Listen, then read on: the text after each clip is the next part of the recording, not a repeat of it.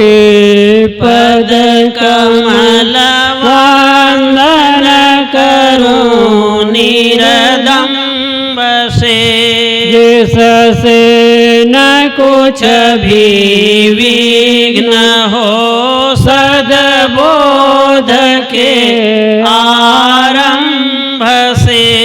करिए दया निधि अब मुझे परिणाम दर्शी नित्य ही, जिससे न चक्कर में पड़ूं लहरों शुद्ध सुनित्य ही। अपराध सब क्षमिए प्रभु हे जाने शिशु सेवक हमें, भूखे बड़े निज शांति के कर बोध दे शक्ति हमें। माता पिता बंधु सखा सिर मार जो कुछ आप हो, माता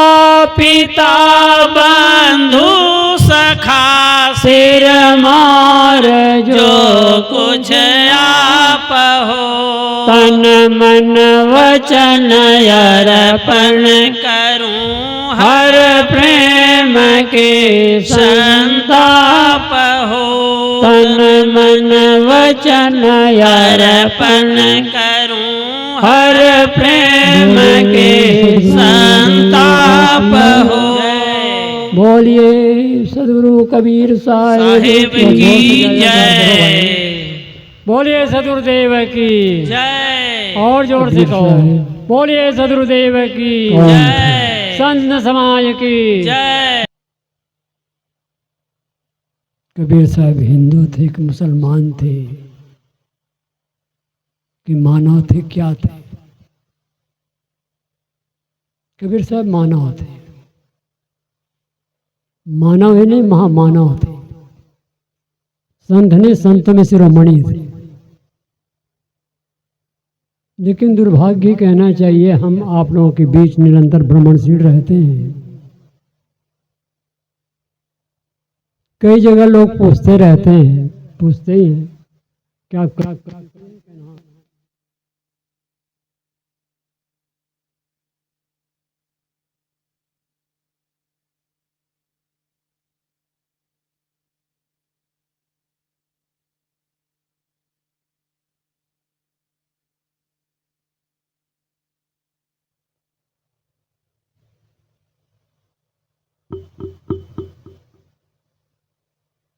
उनके माँ बाप कौन थे,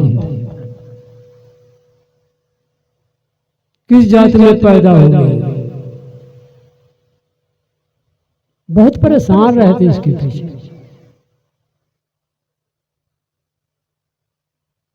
और मैं इस बातों को बहुत ज्यादा महत्व नहीं देता हूं। किसी माँ से पैदा हुए, बिना माँ बाप से कोई पैदा होता नहीं, प्रकृति के एक नियम है। किसी आंचल में जन्म लिए तुम कोई पता नहीं पाया, पालन पोषण हुआ जहां पर पर्ण कुटी की थी छाया। सब विधि से लाचार रहे तुम दुनिया की नजरों में, पर तुम तेरे साथ रहे या फैल गई खबरों। गुरुवर कबीर का मुख्यालय काशी कबीर चौरा है। कबीर साहब लहरतारा तालाब किनारे पाए गए। ये आप लोगों ने पढ़ा होगा, सुना होगा। नीमा नीर उस रास्ते से गुजर रहे थे। रास्ते में गुजर रहे तो देखा कि एक बालक रोते हुए पड़ा हुआ है। जाकर नजदीक देखा तो एक बच्चा रो रहा है। बच्चे को घर ले जाकर के पालन पोषण किए। बच्चा कुछ बड़ा हुआ तो मौलवी साहब बुलाए गए उनका नामकरण करने के लिए। नामकरण करने के लिए मौलवी साहब बुलाए गए तो उन्होंने पत्ता पलटा। नाम है कबीर। मेरे दोस्तों, कबीर अरबी शब्द है और कबीर का अर्थ महान है। मौलवी साहब को कबीर नाम देना अच्छा नहीं लगा। उन्होंने फिर पट्टा पलटा, 2-3 बार पट्टे पलटे तो नाम आया कबीर। जब पत्ता पलटे नाम कबीर आया। तो मौलवी साहब ने सोचा, लगता है बच्चा कुछ संस्कार लेकर के आया है, नाम अब कबीर देना ही पड़ेगा। मेरे दोस्तों, कबीर का अर्थ अगर महान है तो क्या उनकी महानता छिपी है? भारत क्या विश्व के कोने कोने में कबीर गूंज रहे हैं। बुद्ध महावीर राजमहलों से आए, गृहस्थ परंपरा के आदर्श पुरुष श्री राम और श्री कृष्ण राजमहलों से आए। और कबीर कौन से राजमहल से? तो ये बहुत घटिया कोटि के चिंतन है जो कहते हैं कि किसी के माँ बाप को पता नहीं, उसका क्या विश्वास। जिनकी घर घर पूजा हो रही है, जगत जननी माँ सीता के माँ बाप को कोई पता चला आज तक?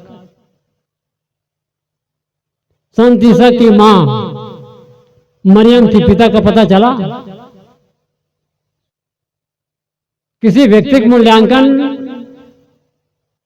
माता पिता के पता लग जाने से नहीं होता है, उनके ज्ञान से, आचरण से, रहने से होता है। तो कबीर साहब एक संत थे, संतों में शिरोमणि थे। वो मानव थे, सीधी बात, मानव थे, मानव तक बात करते थे। बात आती है कबीर साहब हिंदू मुसलमान। हिंदू मुसलमान तो हमने आपने बना लिया है। हिंदू शब्द का प्रचलन ज्यादा 2500 वर्ष, इसके पहले हिंदू शब्द था ही नहीं। रजनीकांत शास्त्री पुस्तक का आप पढ़ सकते हैं, हिंदू जाति का उत्थान और पतन, बड़ा विधिवत विवरण है उसमें। कबीर साहब हिंदू मुसलमान सिख ईसाई परे के मानव थे, मानव थे, मानव तक बातें करते थे। ईसा को हुए 2024 चल रहा है। ईसा के पहले ईसा नाम का कोई व्यक्ति नहीं है और ईसा के न्यायों को ईसाई कहा जाता है, बुद्ध के न्यायों को बौद्धिस्ट कहा जाता है, महावीर स्वामी के न्यायों को जैनी कहा जाता है। कुछ लोग मानते हैं जैन परंपरा भगवान महावीर स्वामी से चला, गलत बात है, ऋषभ देव से चला है, जिसे महादीनाथ के नाम से जानते हैं। लेकिन जैन धर्म की 24वें तीर्थंकर महावीर स्वामी है। ईसाइयों को ईसा प्रिय है, बौद्धिस्टों को बुद्ध प्रिय है, रामानंदियों को रामानंदी प्रिय है, राधा स्वामी को राधा स्वामी प्रिय है, कबीर पंथी को कबीर प्रिय है। तो कुल मिलाकर के कबीर साहब एक महान संत थे। बात आती उनके गुरु कौन थे? गुरु यहाँ कुछ शिक्षक लोग बैठे होंगे और उनके गुरु रामानंद बतलाते हैं। लेकिन जो गुरुवर कबीर की वाणी बीजक का आद्यपांत अध्ययन करें आप, तो पता चलेगा पूरे बीजक में केवल एक जगह रामानंद नाम आया है। रामानंद रामरस माते कहाँ कबीर, हम कभी कभी पूरा कर देकर मैं भूल जाया करता हूं। रामानंद रामरस माते कहें कबीर, हम कई कई थाते। कोई भी लेखक, कोई भी कवि जब लेखनी शुरू करता है तो अपने गुरु को वंदना जरूर करता है। लेकिन गुरुवर कबीर ने जब बीजक की रचना की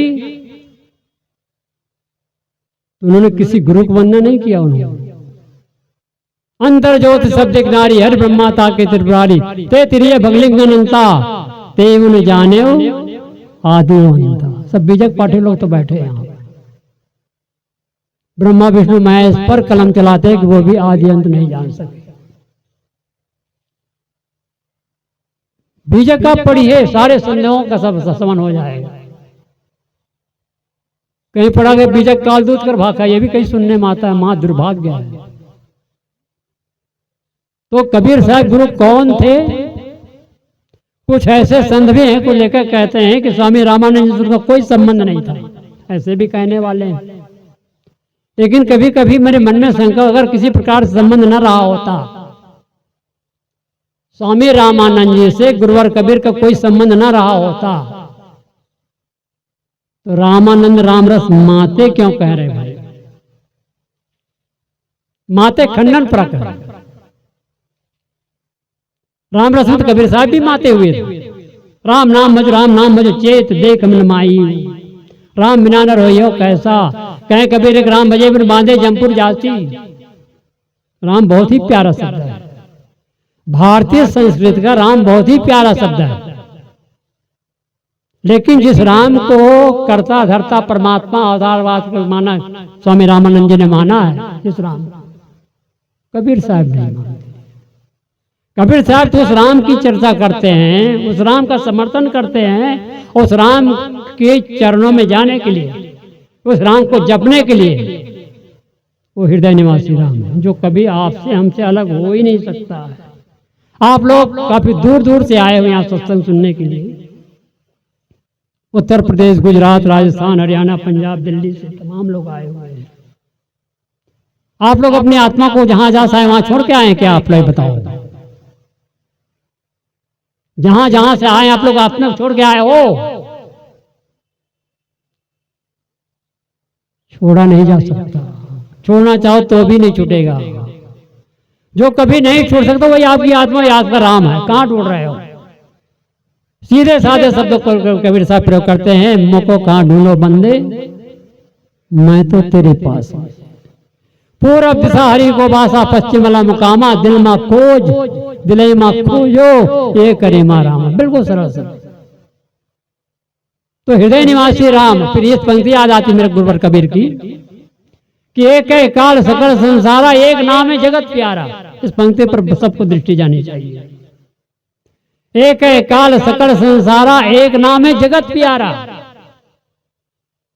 क्षमा करना बात कटु होगी कहीं कहीं, कोई नाम जगत प्यारा नहीं हो सकता। इस बात को मैं दावे के साथ कहता हूं, जगत प्यारा कोई भी नाम हो ही नहीं सकता है।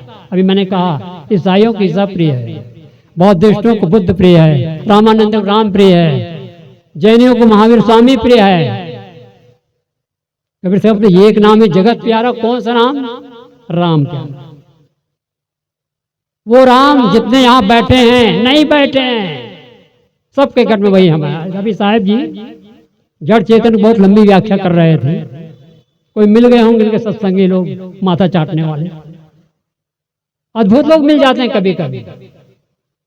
अब बड़ा मुश्किल है, विभिन्न दार्शनिक, विभिन्न विचार अलग अलग पहले भी थे, आगे भी और आगे भी रहेंगे।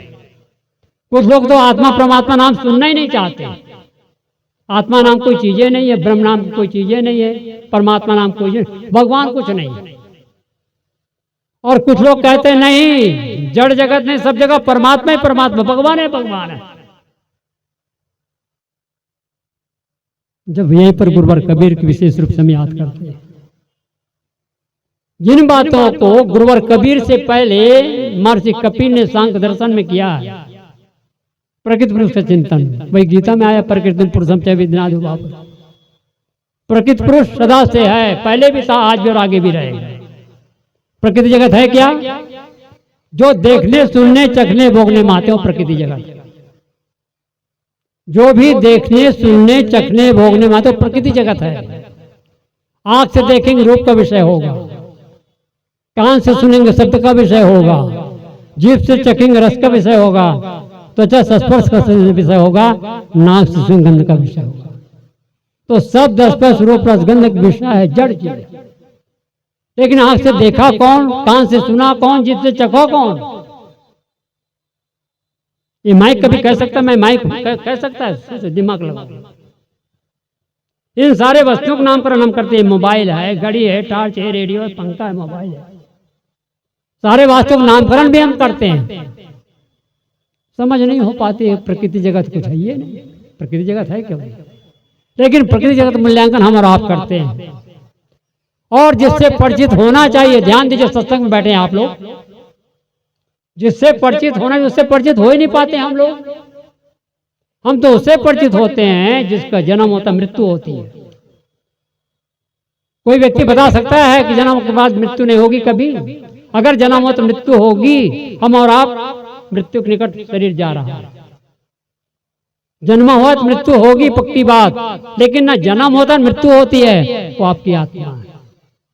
इन सारी बातों को बिना सत्संग का नहीं समझा जा सकता। तो कौन जगत यह क्या है, कैसा संबंध तुम्हारा, क्या कभी बैठ करके निज तूने क्षण मात्र विचारा। बचपन से अब तक कितने मिल करके छूट गए हैं, कितने संबंध प्रबलतम सपने सम टूट गए हैं। तो खोज रहा नित सत को, पर कभी विचार किया है, सब सत्यों का तू सत है, जिस पर संसार जिया है। खोजना नहीं तुझको कुछ, केवल बस रुक जाना है, पाना है नहीं किसी को, निज स्मृति में आना है। संयोग का वियोग होता है, मिलन का विछड़न होता है, न कभी मिलता न कभी बिछड़ता, जो सदा है वो आपकी आत्मा है। और ये बोध गुरुवर कबीर की पारक सिद्धांत की परंपरा में सुनने को मिलेगा। कबीर साहब गृहस्थ थे कि विरक्त थे? यहाँ जितने बैठे होंगे अधिकतर लोग यही समझ कबीर साहब तो गृहस्थ थे, क्योंकि वहां छोटी कक्षाओं से लेकर बड़ी कक्षाओं पुस्तकों में लिखा गया है गृहस्थ थे। लोई नाम की पत्नी थी, कमाल कमाल उनके बच्चे थे। कई विद्वानों की पुस्तकें हमने पढ़ी है, हम ऐसे नहीं कह रहे इस मंच पर। बड़े बड़े विद्वान, अतिरिक्त विद्वानों की पुस्तकें हमने पढ़ी है।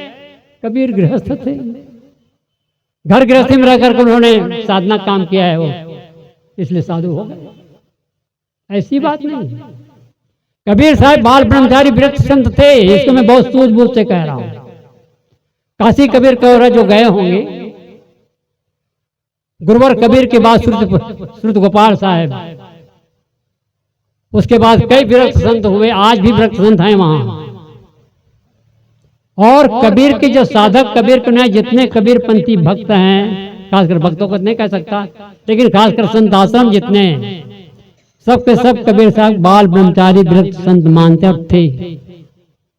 उनको समझने के लिए काशी कबीर चौरा जाइए, और देश विदेश में जो फैली हुई शाखाएं हैं, मठ मंदिर है, वहां आप जाके पता लगा सकते हैं। कोई भी कबीर साहब को गृहस्थ नहीं कहते, लेकिन कहते हैं कबीर साहब गृहस्थ लोग कहते हैं। कहने मात्र तो गृहस्थ हो जाते हैं। अगर वो गृहस्थ होते तो साधु होना चाहिए पक्का हो के खेल नहीं कर सकते थे वो। अगर वो गृहस्थ होते तो माया माँ ठगनी हम जाने, तिगनी पात लिए कर डोले बोले मतरी बानी। कहना काम नहीं देख के तू मत भूल तरंग, मिलन विछड़न देर जस के तू, इस प्रकार से माया खंडन नहीं करते।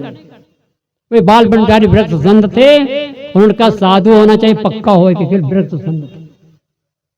तो देश विदेश में फैली जो शाखाएं हैं, मठ मंदिर है, वहां विरक्त संत ही रह रहे हैं। और उनके हृदय कमल जो निकली वाणी बीजक, बीजक का जिन्होंने विद्वत अध्ययन कर लिया होगा, वो कभी कबीर साहब को गृहस्थ नहीं कर सकता।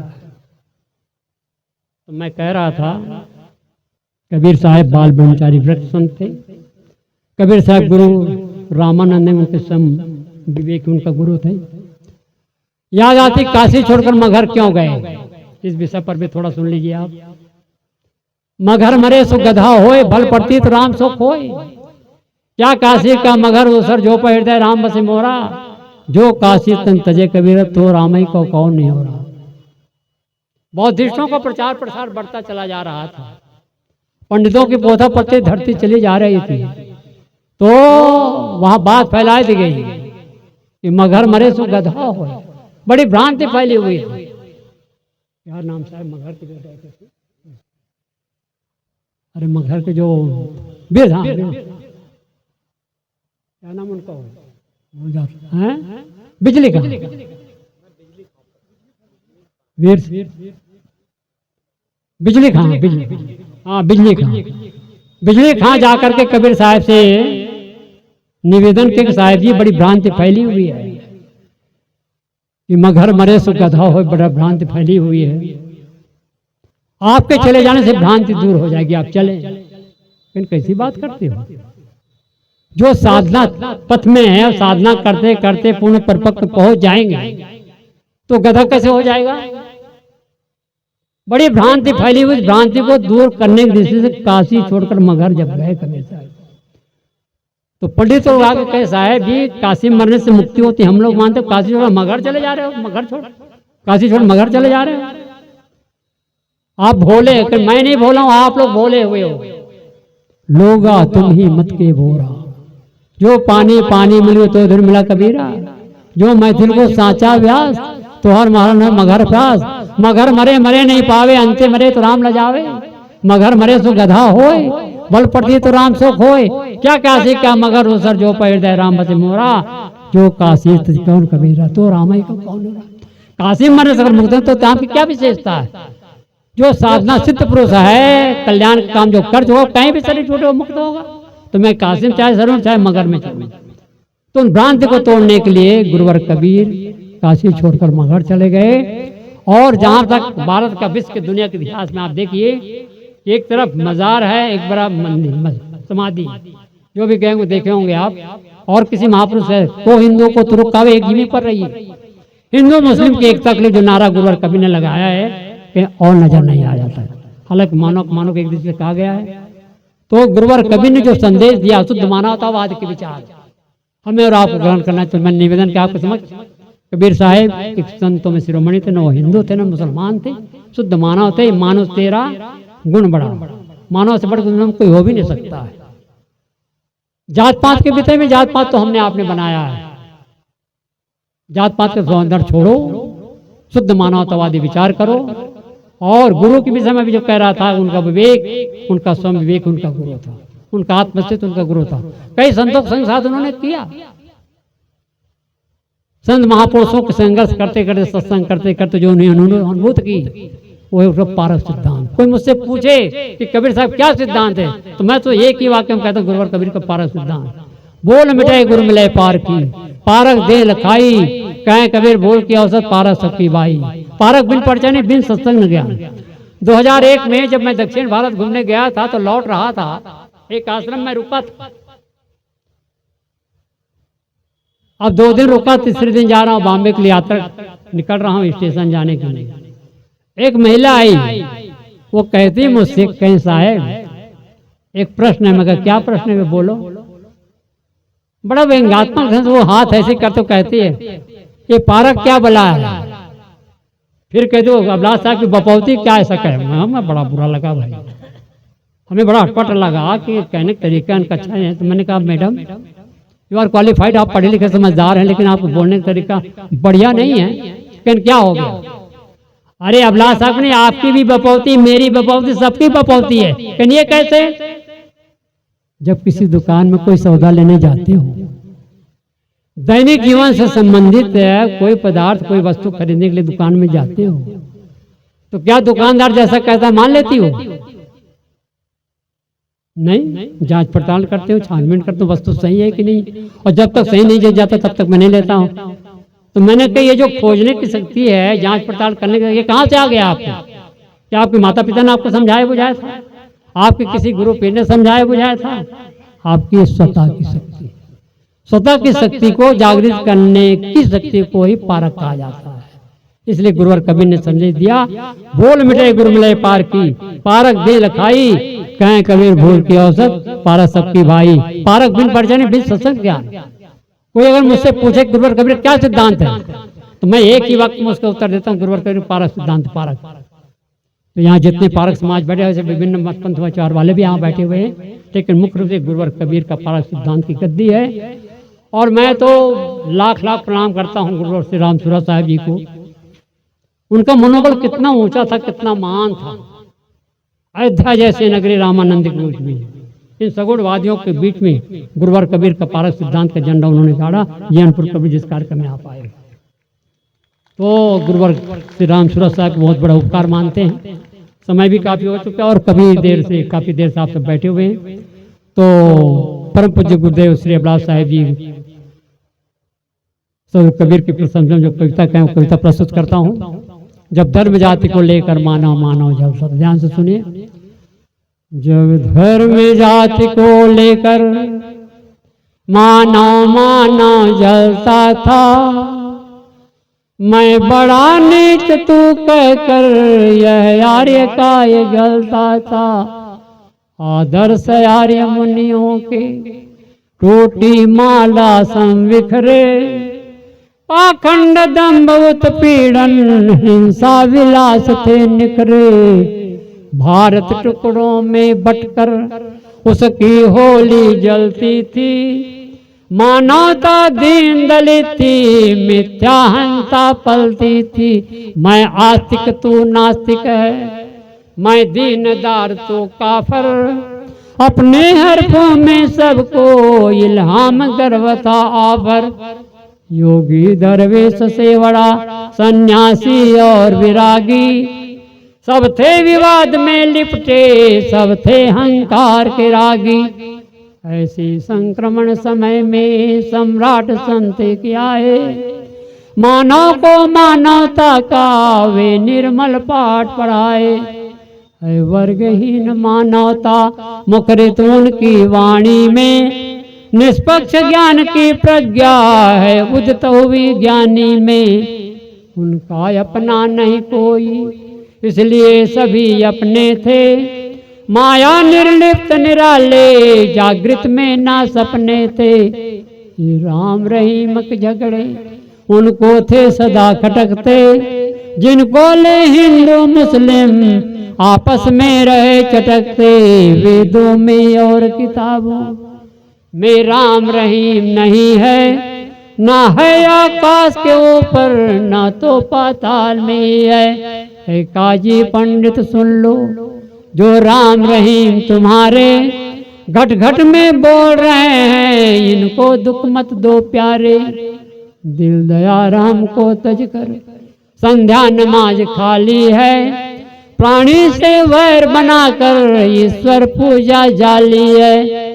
सब पूजा धर्म कर्म है, निर्मल मन वाणी काया, मानव में प्रेम प्रसारण और जीव मात्र पर दाया। वे प्राण शाम के फूके, मानव समाज में बलकर, वे प्राण शाम के फूके, मानव समाज में बलकर।